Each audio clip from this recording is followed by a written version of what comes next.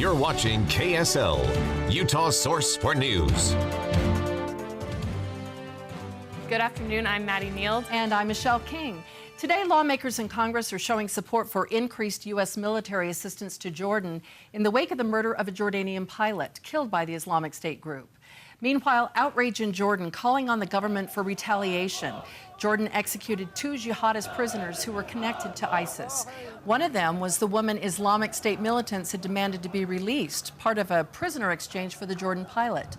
The other, a former top aide to the deceased leader of al-Qaeda in Iraq. Yesterday, ISIS released a video showing the Jordanian pilot being burned alive.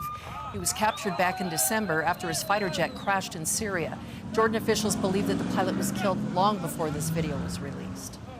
Today, there's also growing concern for an American aid worker who is in the hands of Islamic State militants. The 26-year-old woman was captured in Syria while helping refugees. Right now, federal investigators are on the scene of this deadly commuter train crash in New York. Investigators say the commuter train, carrying hundreds of people on board, smashed into an SUV that was stopped on the tracks at the crossing.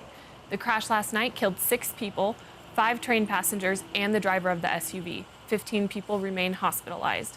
Witnesses tell police the driver at one point got out of the vehicle after the crossing gates came down around her. She then got back in and was trying to drive forward when she was hit. Investigators are trying to find out why the SUV that triggered the wreck stopped on the tracks in the first place. More discussions over possibly sending U.S. arms to Ukraine. Today, President Obama's pick to run the Pentagon says he would back increased U.S. assistance in Ukraine to fight against pro-Russian rebels.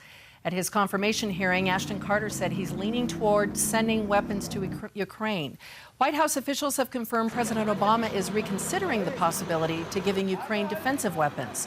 Ukraine's president says he expects the U.S. and other countries to send weapons to help fight against pro-Russian separatists. North Korea's National Defense Commission stated today that the country does not need to negotiate with the U.S. any longer, calling us gangster-like. They also accused Washington of aiming to bring down the North Korean regime. They went as far as to accuse the U.S. of being close to igniting a war of aggression, and that North Korea plans to write the last page of American history.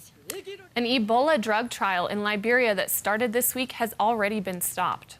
Doctors Without Borders say it's because there aren't enough patients to continue testing the drug. Right now, there is no licensed treatment for the disease. The problem right now is that there's currently a vaccine trial going on as well, raising questions about the viability of that. Ebola has killed about 9,000 people in West Africa over the past year.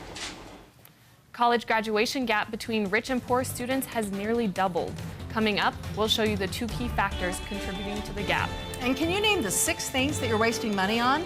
Coming up, we're taking a look at what most Americans are spending their cash on and ways to avoid them.